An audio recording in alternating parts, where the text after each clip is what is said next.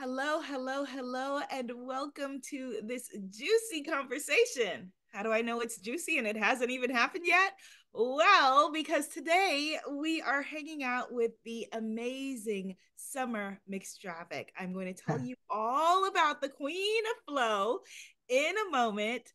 But if we are just meeting for the first time, hello, I am Abiola Abrams, founder of womanifesting.com, award-winning author, and Oracle creatrix. And as I said, today we have the blessing, the fortune, the magical experience of speaking with Summer McStravick. Hello, Goddess Summer. Hello, Abiola. Good morning. Good morning. So let me tell the folks all about you. So Summer McStravick is a longtime veteran in the world of spiritual business, entrepreneurship, mediumship, manifesting, answering your calling, and stepping into your purpose. She is a person who I happened to discover many eons ago when every Monday at 4 p.m. Eastern Standard Time, I used to listen to the Wayne Dyer show back in the days on Hay House Radio. And her voice was this ever present, soothing guide throughout the experience of Hay House. And then I didn't hear her magical, beautiful voice anymore. So I went to go search for her and I found her and I found her wonderful mom, Venus, who we will talk about as well, whose site I think is something like God is always happy, which is Mm-hmm. awesome. And it's a beautiful full circle moment for me to be here chatting with Goddess Summer. So Summer, it's summertime where we are. Can you please just share a little bit for us about how you got started? Oh, how did I get started in what? Everything? It's Goodness, true. life. Everything. I know. Because Oh, you grew up with a mom that was already into the woo woo, the weird, the esoteric. So oh your yeah. start was a bit different than most people. So just take us as far back as you want. Okay, well, I was born. No, I come from a long lineage of people who have been interested in personal growth and spirituality. So my mom was a master herbalist. I guess she still is, but when she's retired from that. In addition, she is a fantastic medium. My grandmother read tea leaves and palms and did automatic writing and healing touch. Her mother, now we're going back to the plains of the US during the Dust Bowl, was an astrologer and did many other spiritual things, even at a time when, that whole side of my family, they were a bunch of ranchers, turkey ranchers, farmers. So it's an odd coincidence, being the firstborn and the firstborn daughter. And then my daughter is the firstborn and firstborn daughter. My mom is the firstborn and firstborn daughter. My grandmother is the firstborn and firstborn daughter. Her mother was the firstborn, and it just goes on. So there's definitely some strange and interesting little thread, I think, that runs through us. Because of that, I grew up in a crazy, wild, spiritual, funky, hippie style childhood. And so by the time I got to college, the only thing I wanted to do was become a legit, get a degree, work for a corporation, do anything like your parents do, right? Because that's what you want to do when you're, a teenager. Anything but what your parents do. As life would have it, though, I would never be able to get away from my nature.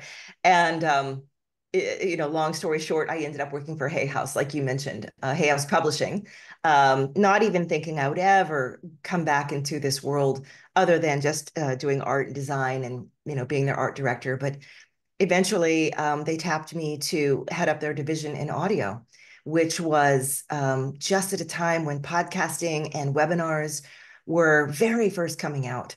And it's hard to remember now because it seems like we're so overwhelmed with them.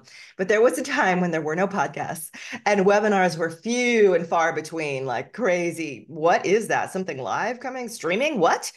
And that's where I began producing all these wonderful programs for people like Dr. Wayne Dyer and Louise Hay and Marianne Williamson and Greg Braden, and just the litany goes on, Carolyn Mace, et cetera, et cetera. So I spent a good decade there. And when I was there, um, a funny thing happened. This private and personal practice that I had called flow dreaming started to get around, and people started to talk about it. And eventually, the company CEO heard about it as well and offered me a multi-book deal. And that was the beginning of everything I do today. So I wrote about my practice and my work. It's a method for manifesting and healing, and just kind of a deep and gorgeous emotion-based communication with source and all it is. So here I am today. So I had the luck, if you will. Who calls it luck? I had the universe teaching me. You want to have a voice in this world, right? You thought it was going to be through writing and journalism and literature and publishing. We have a different kind of voice for you to develop in this world. So by the hard act of actually listening, I got trained up for a decade in all these different forms of expression, from podcasting and writing, publishing, print and paper and oracle card decks, to another form of expression, which is sort of channeling, speaking truths, leading and guiding people, taking them places in their minds and their hearts. So it's been a pretty extraordinary journey. Not that it's over yet. I feel like I'm at the halfway point right now. But that's it. So I got to grow up in a corporate world, and later on create my own company, my own business, bootstrapping it the whole way. No investors, nothing. So I feel like I've seen two ways to grow something beautiful in this space, for people who, of course, are maybe entrepreneurs like we are, or writers, or growing our own vision. Mhm. I love hearing that because I'm also a firstborn and firstborn daughter. What is it? Very, very interesting thing. And I want to highlight just a moment in your journey, because there's an interesting phenomenon that a lot of folks in my circle go through, where we call it coming out of the spiritual closet, so where they got to kind of Yeah. acknowledge their purpose, answer the call. It's on the hero's journey, the answering of the call. Yes. So I want to go back to that moment. And, even though you had this foundation, this generational foundation, for Yeah. you, what was the push pull, or can you remember, was there a moment where you were like, okay, I'm no longer corporate Summer, I am magical mystical Summer, although of course you were magical mystical Summer, you had it all along, my dear. Yeah. Oh yeah, there's at least two or three points, and I look back and reflect on these big pivots. It's sort of like, the old was it Robert Frost poem where through the woods go I, and there were two roads and one diverged Birds in and the so did road. I, or something along Yes, something like that. yes, yes. I'd say the very first was when I decided to apply to work for Hay House. I sent in a letter, piece of paper, and I said, "Do you want me to work on your books? Because I'm a graphic designer and I live nearby." And I forgot about it. Never called, never checked a website for. I never even looked to see if a job was open. I just sort of half-heartedly, despondently sent out this letter looking for work. I was in my late 20s at this point. Forgot all about it until a couple weeks later. My soon-to-be new boss called and said, "I would love to have you come work for us." And I said, "What?" And I feel like that's the first point where you could say, the gods intervened. Yes, Source said, "We're going to get you here one way or the other." yes. And I freelanced for a while until my boss said, "Look, I really need you full time here. Would you come here and work?" And I said, "Hell no. I don't want to work for anybody else. I love being freelance. I am not going." And she said, "We really need you to come full time." And I said, "Can I just come for 2 weeks? And if I hate it, can I go back to free?" Can you imagine saying that to like a I division A love house? that. I mean, the arrogance, if I look back, I can't believe what I was Love saying. that. Fortunately, I got there and I loved it and I stayed. And that became, for me, like I joke now that life was giving me an MBA, a master's in business and communication that was very specific to my future role. I had no idea. And in fact, they were paying me to get this done because I was learning and working my butt off, of course. But it was a giant chunk of training. The next came when I left Hay House. A lot of us left at the same time back in 2009, 2010. And I had a reckoning at that point where the identity I had so carefully built, not carefully, even unconsciously, just I didn't even realize how much of my identity I was taking on. I'm the producer, I'm the big director of this thing, this multinational corporation. I work with these people, Mhm. and boom, boom, just all gone, within the space of days. And the reckoning came slowly this time because it was like all of that had to filter out of me and go back into a very humble and different space. And the next question was, what am I supposed to be here doing and giving? If it's not this, and I have to have trust, right? Because one of the things I teach a lot about is you can't cherry pick your trust with the universe. You can't say this is a good thing, that's a crummy thing. This is life giving me and being abundant with me, and this is life taking away and being, you know, retractive and tiny and mean. And you have to say, okay, this is absolutely in my plan. What does this mean? And I remember there was a day I was standing in my bathroom of all places. I get a lot done in the bathroom. Standing in the bathroom and I'm crying and sniffling. What am I going to do with my life now? And, do I want to work for another company again? And I sent out some more half-hearted, resumes, and, I could run some other person's audio or publishing or whatever. But I was just standing there.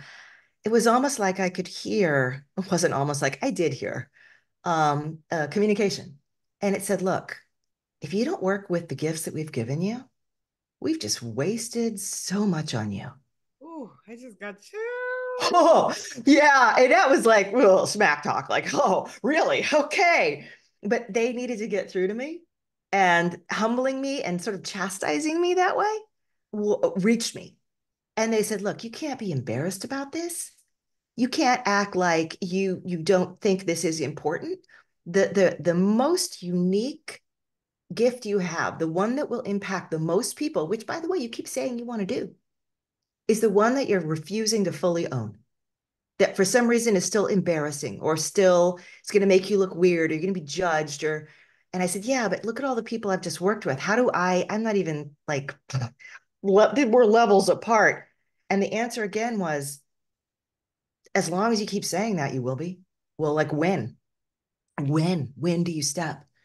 And that was my heart to heart. And I said, okay, I'm going to again humble myself. And I call it, my word for this is getting over myself. I said, I will get over myself because my fear and how I wanted to look and appear in the world, et cetera, was completely getting in the way. I said, I will do this.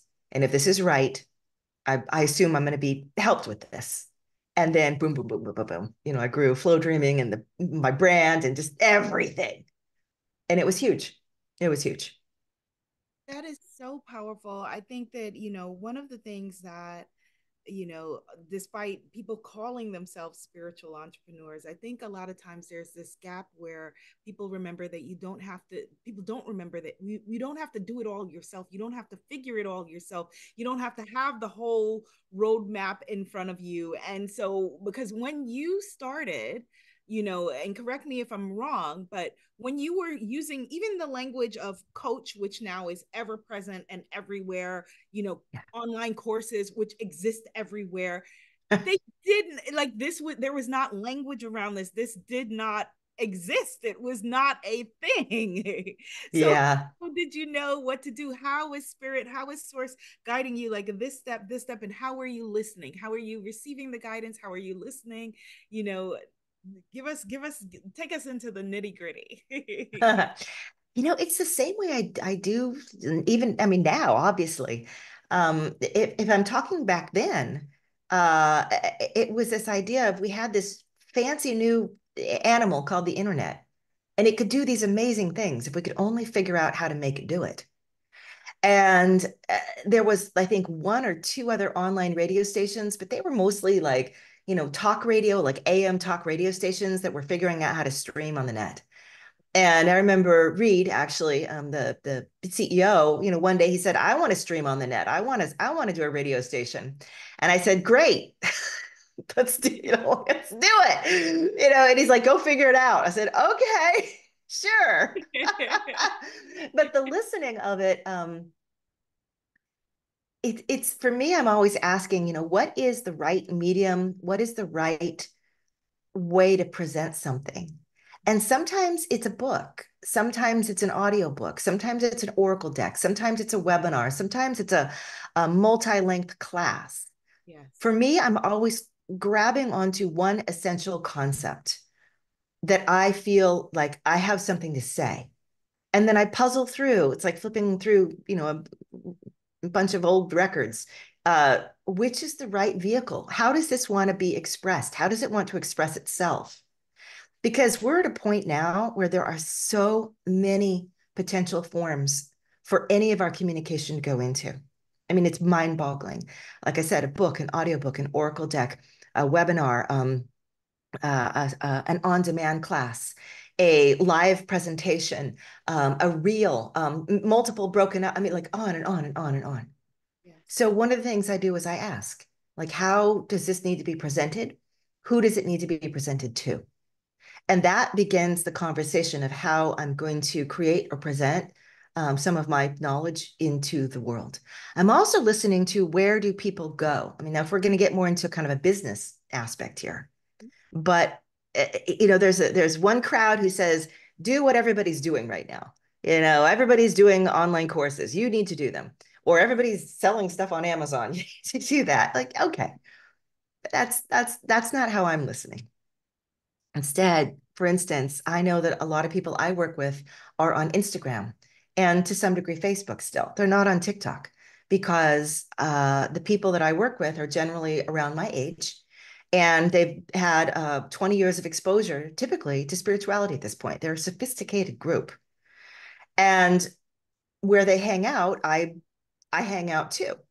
So I'm going to be creating stuff that I know that they'll be able to take in, that they're going to be listening to my work as they are multitasking and getting other stuff done. So maybe they don't need video necessarily. Audio is sufficient.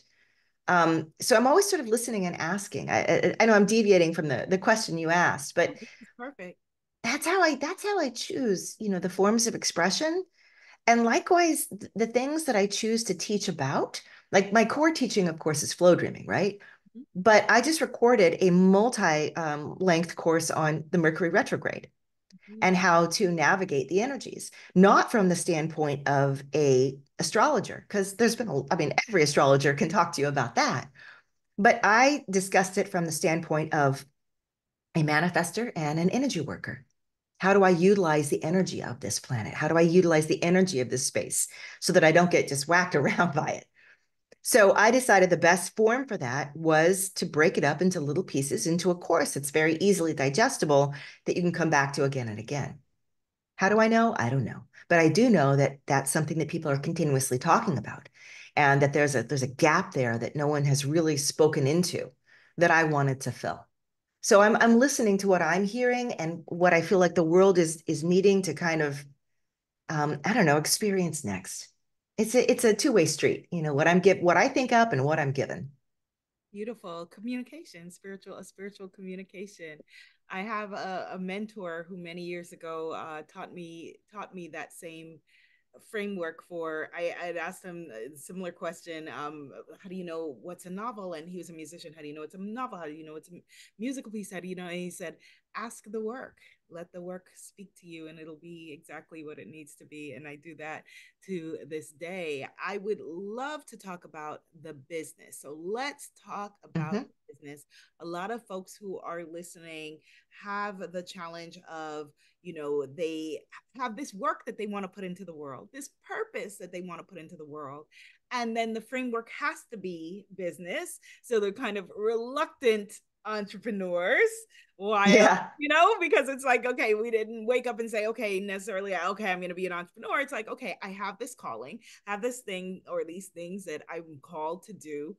And I live in a world where bills exist, and I'm like, for me, I say all the time, I'm unemployable. Right? Yeah. So Yeah. we are, default entrepreneurs. So it's a different thing to step into the energy and then become a purposeful entrepreneur and really come to love. Like I've come to love, I love being an entrepreneur. I love the business aspect of it. I never thought I would say something like that, but I love talking about business and money and all of those parts of it. There's as much spirituality in all of that in the behind the scenes as there is in the front of the scenes. So please tell us about the I guess the structure of your business, the format of the pieces of it. Yeah. I 100% agree with you. Especially when we talk about money. I think it's a very old way of thinking that money is inherently unspiritual. It's materialistic. Spiritual people don't think about money or worry about money. That's unfortunate. And I think that's really shifted in the last 20 years or so. People now recognize that money is simply an energy of exchange. It's a Love representation. That's it. It's just, and you can tell because the value of money isn't even fixed. It shifts day by day. Stock prices go up and down. The value of the dollar or the euro go up and down. It's just a commonly agreed upon form of exchange.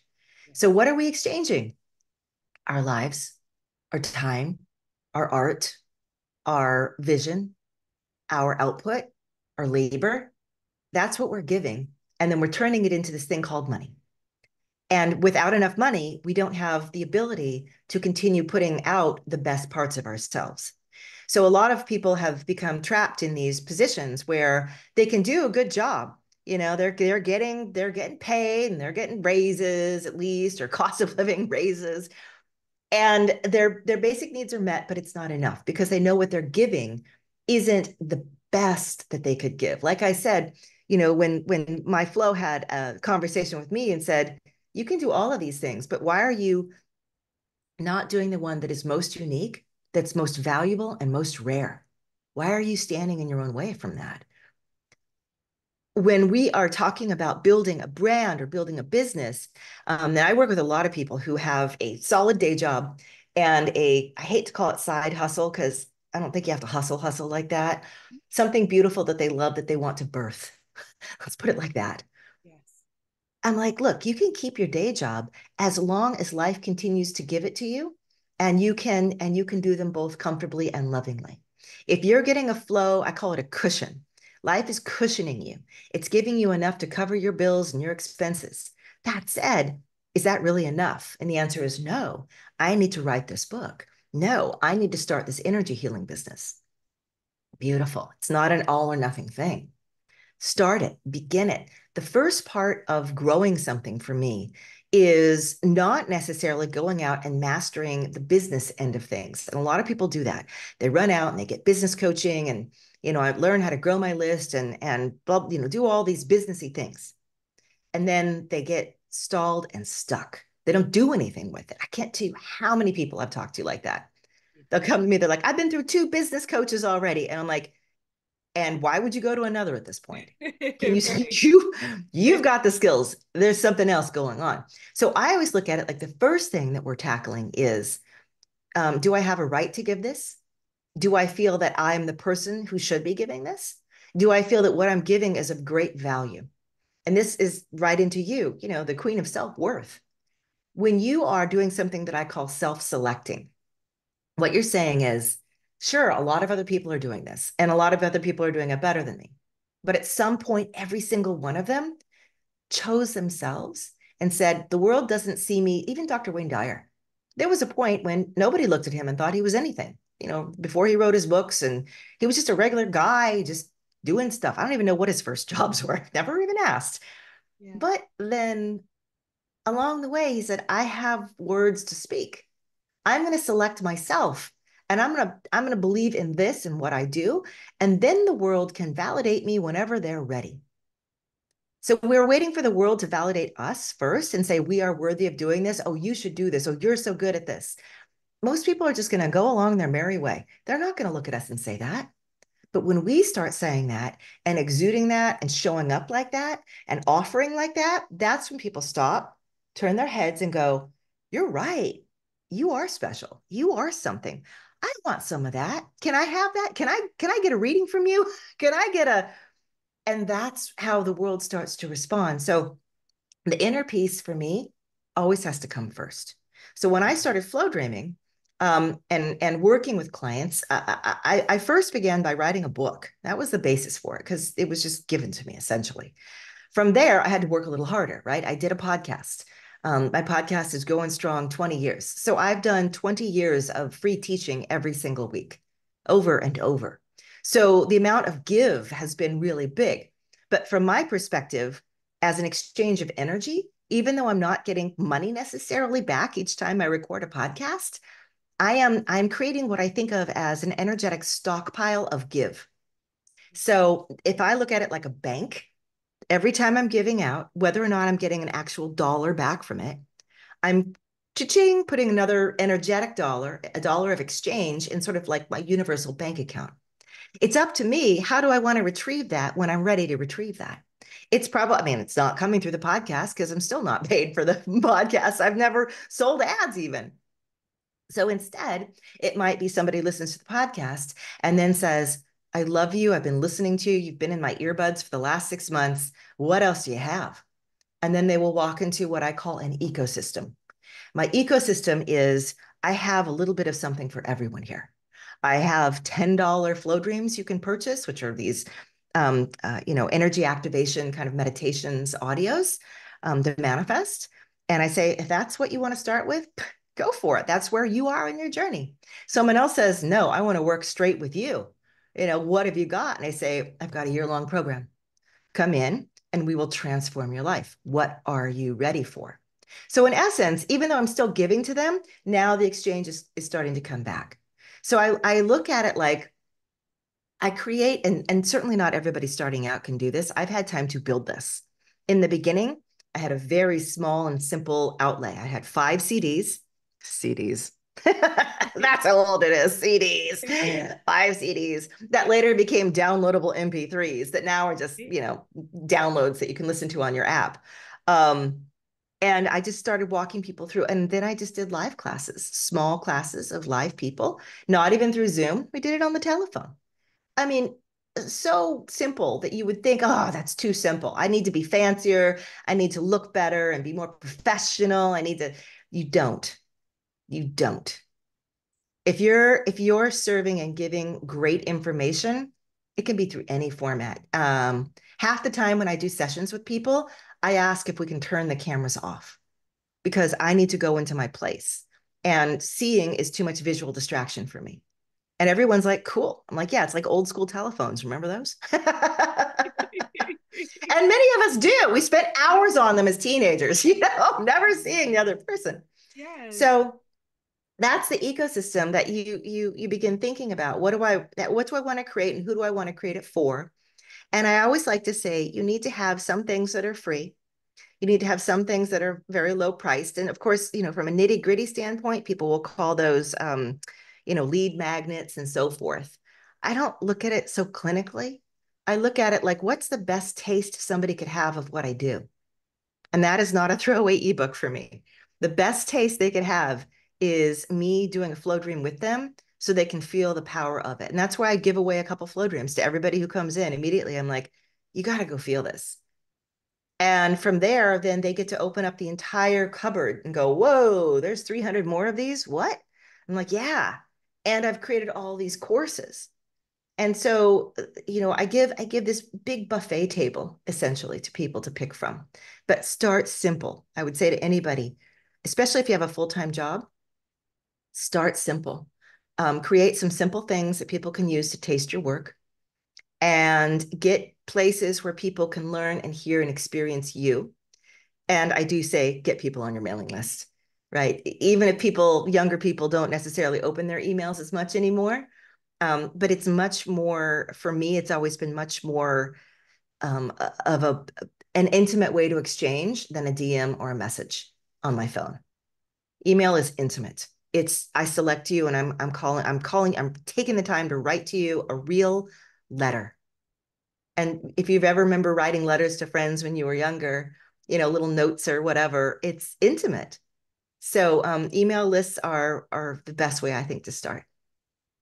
I think that that'll be really helpful for a lot of folks. Another question that comes up a lot when you were describing your product suite is that people want to know, well, how do I know what to charge? Like I always say, like let it dictate, let each thing dictate what it's again, let it tell you. But one of the issues that people have is the idea that is wrapped around that their worth is connected to their network. Like that's a net worth. That's a big part of this conversation in the spiritual business world. People say, well, everything you do should cost, high ticket only, and if you don't do that then you hate yourself, and or whatever it is, and people are Yeah. very, like, It's almost it's like it's think of it, it's like worth shaming, yes, yes, right?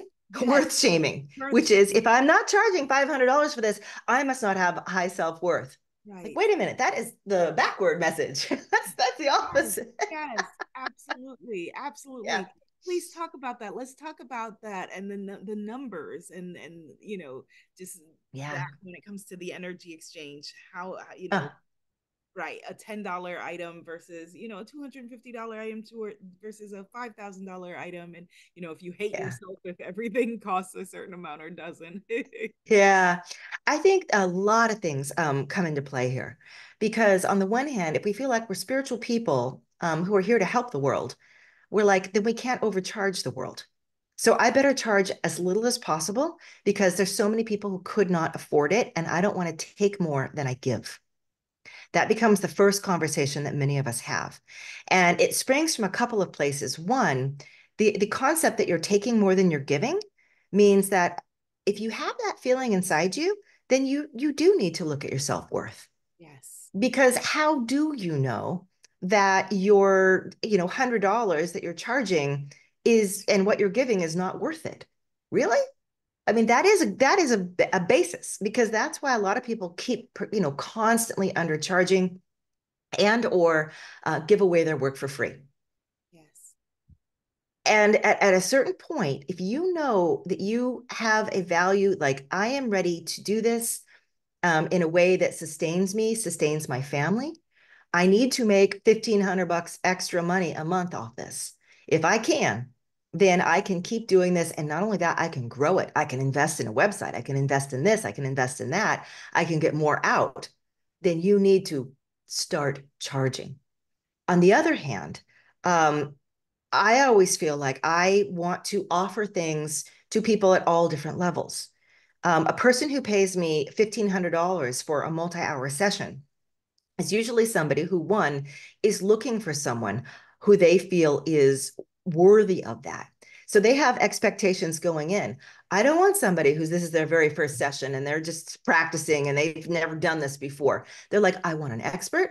I want somebody who's going to create deep trust in me. I want somebody who I'm going to listen to because I'm putting my money on the line. And it's almost like a two-way commitment happens. They're like, if I'm going to invest that in you, one, I'm really going to listen hard to you. I'm gonna do what you say, and I'm gonna trust my own belief in you. So I'm exercising an act of deep and profound trust that one, I will get something from this, and two, you've got what I've got, and even three, that I am intelligent enough to make a decision around you, and my decisions are good. Right. So that's a whole different kind of client that you're working with.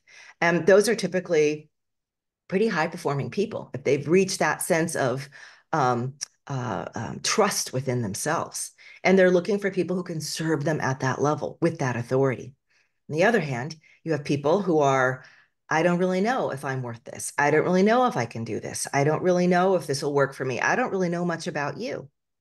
Good, then go ahead, bring that price point down. If you're brand new, you could say, yes, we will do let's say you've just graduated and you're a coach now, or you are just starting to, do some readings for people or healings or whatever it may be. I think it's perfectly fine if you want to say I'm going to do 10 of them for free. That is, those people are actually paying you in a different kind of currency. What they're paying you is in feedback and in growth of your own inner worth. Every time you do a session and the person's like, oh, this is so amazing, you're going, cha-ching, I just got paid, which is, I'm good at this and I learned something from this. Thank you. And you're thanking your client at that point. But at some point, if you don't get past that and go into, okay, what does that mean? I know I'm doing good. And then you start saying to people, I'm going to charge you. And they go, oh, no, I don't want you now. Oh, no, no, I was nice when it was free, but now it just means you're looking for a different set of people.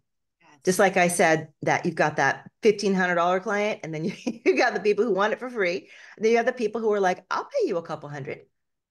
That's the group of people now because they're upping their investment in the game and you're claiming your investment in the game, your ability in the game. And so that's really how I set pricing. Um, it's a matter of what you need to survive and thrive. Like in, my company needs a certain amount of, capital flowing in each month. I've got people to pay. I've got my own family to support. And my time above all is the most precious thing I have, right? So people who work with me one-on-one, they're paying for the most precious thing I have. If they're just purchasing something off my website, then 100 or 1,000 people can be purchasing that. It's not really drawing that much from my time, aside from the initial offering, when I was initially creating it. So that's how I price things accordingly, and how I choose. And that feeling that a person can't afford me, and if I was a good person, I would charge less. I am, to go back to that original idea, I am then immediately relegating myself to only ever serving that group of people. That's it. And if that's who you are, if you're Mother Teresa serving the people with nothing, right? She gave all of herself. That was her calling. If that is you, then by all means, I mean, just volunteer.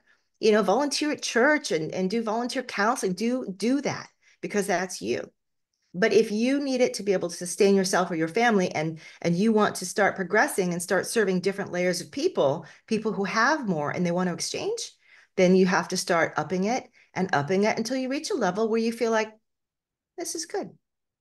I know coaches who charge $100,000 a year and they swear that they are worth it. And they may be. I've never charged anybody 100,000 a year. For me, it's a height that I haven't been able to reconcile in my head yet. I would want to know that the value is worth 100,000. But those coaches are like, we are serving a very elite group of people. 100,000 to them is nothing.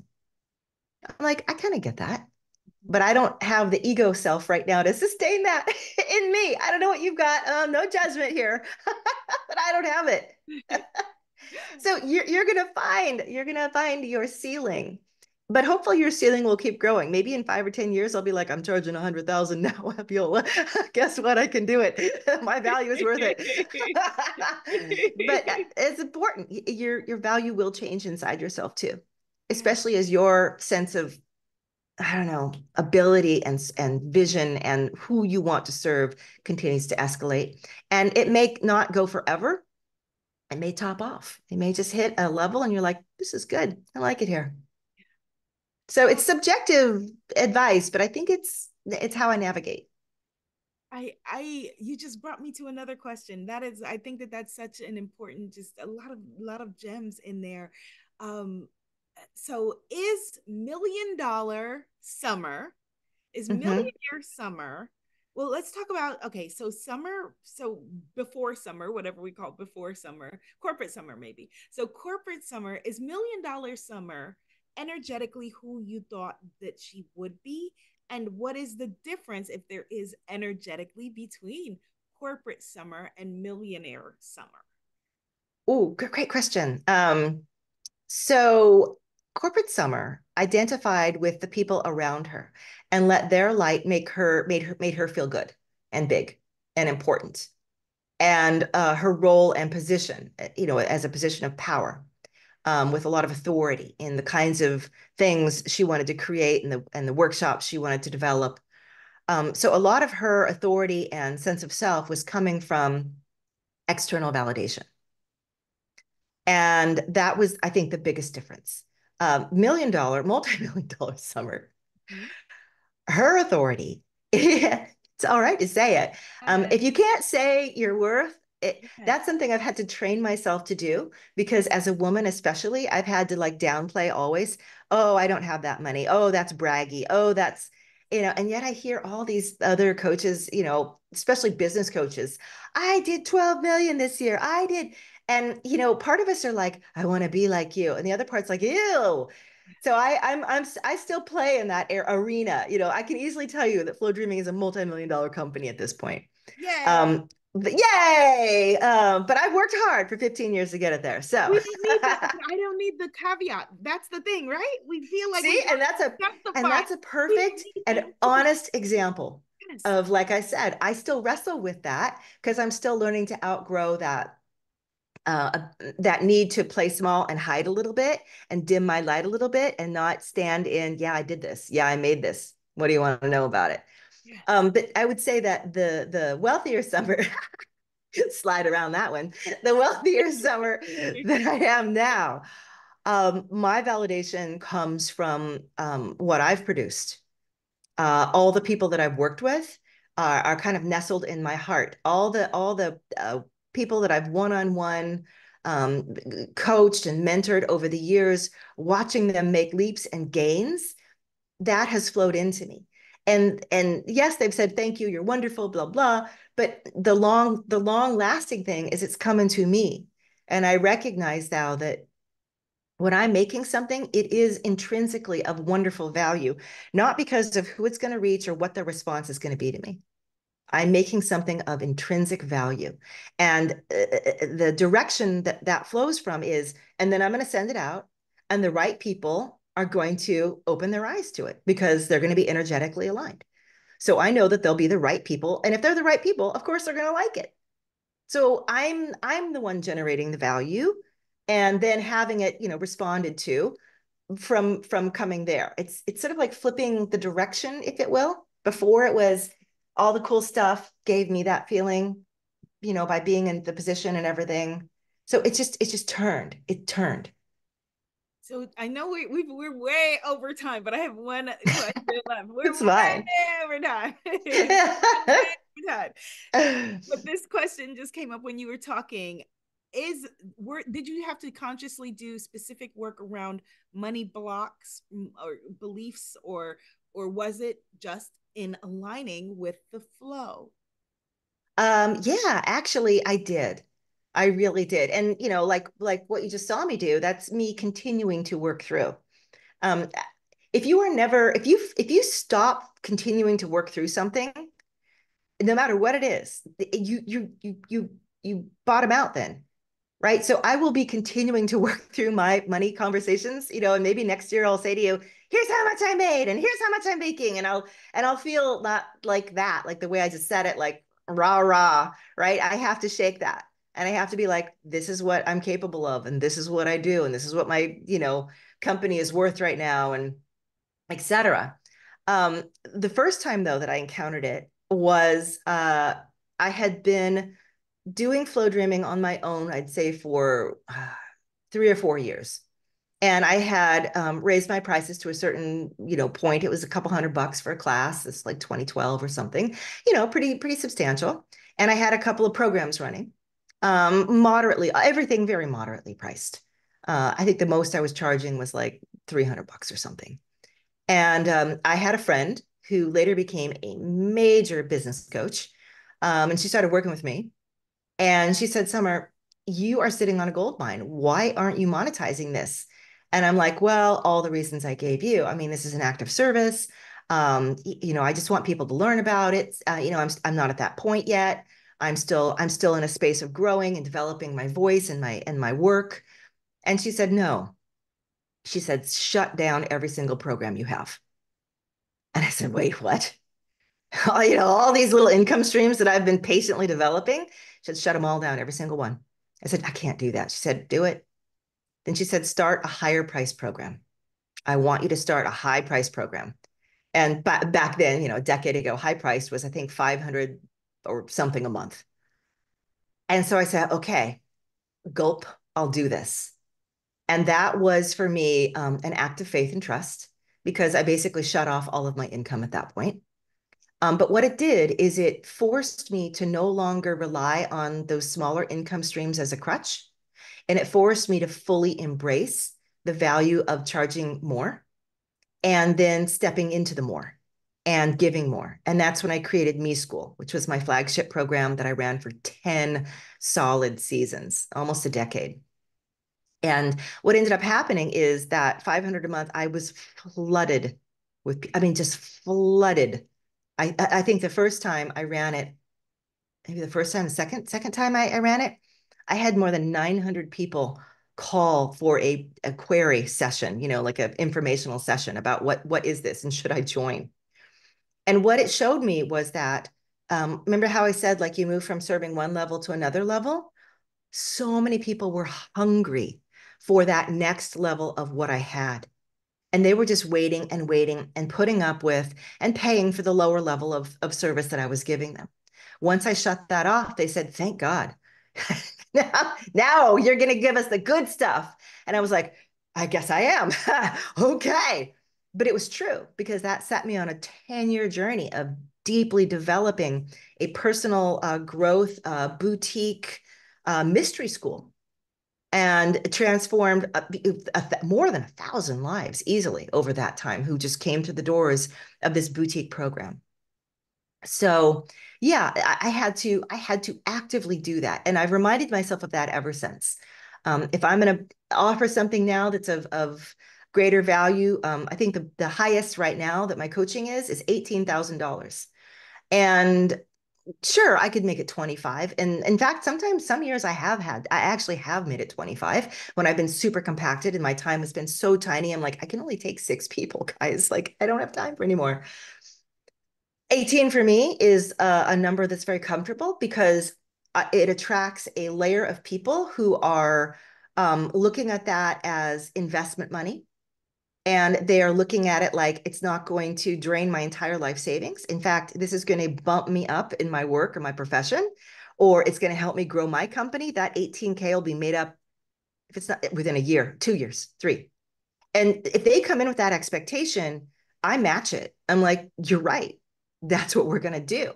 So you can already see then that the level of power and intention and force around it gets incredibly escalated. And it turns out that those are people I'm very, very, very good helping, because I'm teaching them how to grow big things like I've grown. And so it's very easy for me. It's very much in my bandwidth, my ballpark. It's harder for me to step down sometimes and teach people how to start from zero, because it's been a long time since I did that. So those for me are actually the easiest people to work with. That makes sense. That makes so much sense. That makes so much sense. So thank you so much for your generosity and sharing so much with us and being so transparent. Please Mm. share with folks how they can come and enter into your ecosystem in the world of flow, Goddess Summer. Thank you, thank you, thank Yoo-hoo. you. You're welcome. Pointed questions. You made me think, yeah, there's a little bit more revealing I need to start working on. Um, so coming into flow dreaming, I recommend that people go to my website, flowdreaming.com. And I have a mastermind there. It's, I don't want to say what it's priced because it may change. And I don't know when people are listening to this, but it's moderately priced. And the reason is because we'll get together one time a month live. We do a 2-hour workshop, and it's a deep manifestational, very interactive workshop. And it gives people access to 36 of my courses and 42 of my flow dreams right out the gate. More than 100 hours at least or more of teaching about manifesting, healing, time travel, I mean, intuition, breaking through your personal power, all the things that just possess me. So that's a really good thing to look at. Plus, like I said, I give people flow dreams straight out of the gate. My podcast also is fabulous, Flow Dreaming. And there is an app on your phone called Flow Dreaming for Meditation and Manifesting. Now, in particular, theme with what we're talking about today, I have a couple of courses. One of them is called Money Flow.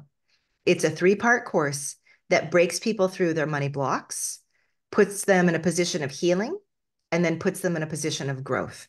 So you move through each of these sections. It is self-paced, but it's I'm a Virgo, if you can't tell, right? I'm very practical as much as I'm, energetic and woo-woo and flowy. So I'm going to ask you to do energy work around it, and I'm going to ask you to do some practical things to get both parts in balance in your life. It's an excellent, excellent program. The other one is called the Prosperity Challenge. And I first built that 20 years ago. It's been my best selling of all time, I would say. And it walks people through 7 days of developing their financial self. And it takes you to those places where you go, oh, this is the part that needs to be built, or nah, I'm good at this one. I'll just make this one go bigger. Excellent. And finally, Entrepreneur's Flow Book. Thriving Wealthy Entrepreneur is the third one that I have for specifically entrepreneurs. Again, it's 5 different flow dreams, one you do each day of the week. Each one focuses on a different aspect of your business. One is tons of clients coming out the door. Another one is a big cash infusion, all the money I need. Another one is all the support that I need. That means the right people, VAs, resources, people coming to help me. And then there are 2 other areas who I can't remember off the top of my head, but I think one of them is just like it's going to be a brilliant week and all the right projects and things will come together. But I patterned it off, these are the 5 areas that I found myself working on the most when I was growing my business, and or that I came into a kind of, stopping point or brick wall with. So I highly encourage people to do that too. So those are the places. And hi on Instagram, Summer McStravick on Instagram.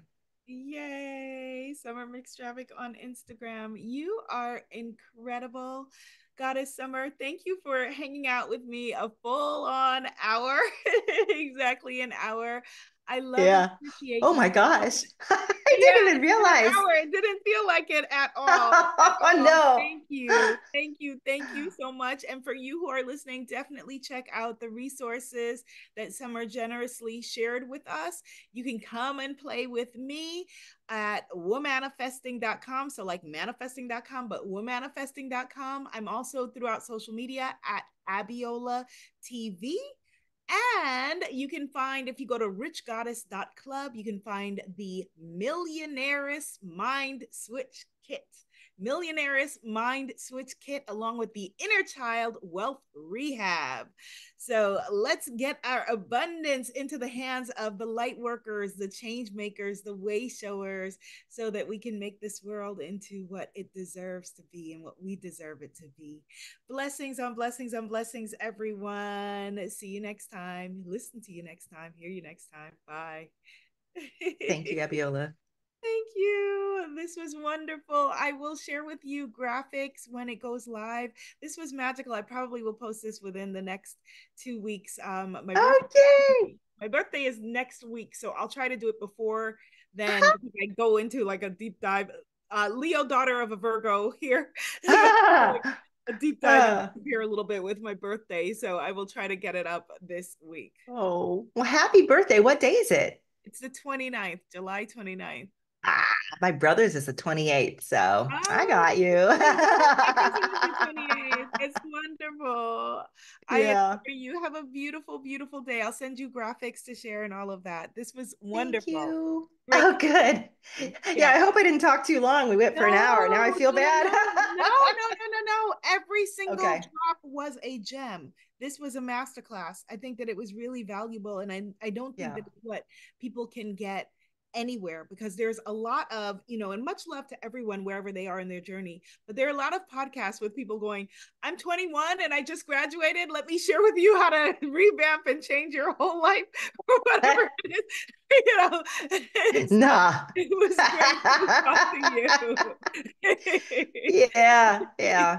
No, Yeah, I've been through a few decades here yes, and seen a lot of different ways of a lot of different periods of growth. yes, Yeah, I think that's one thing that comes when you get older, you get the wisdom to yes. see, kind of straight away where somebody is in their particular journey. It's like, oh yeah, I did that one when I was 38. Oh yeah, I did that one when I was 46. Oh yeah, I've been there too. I It's think not this always is age another based. book. This is another book. I think this is another book. Do you want to know a secret? I have that book already pretty much written. Okay. When I wrote Stuff Nobody Taught You, Yeah. I had a sequel to it. I pulled out all the business information, and because it just didn't seem to fit, because that's all about inner growth. So I Yes. have a full spiritual business growth book just Oh my sitting there God. waiting for me with stuff like that in it. So yeah, thank you for the reminder. If you want to go back to Hay House, all different people, I would love to connect you with my editor over there. She's lovely. She's beautiful. She's an amazing human being. You're Oh, amazing. who is the editor now? Her name is Melody Guy. She's an amazing Melody. Black woman. Yeah, she is awesome. So yeah, Oh, wonderful, wonderful. so Yeah, she, I know Hay House has been through a lot of changes in the yeah. last year, having Now they're kind sold of in and Random House. Yeah. yeah.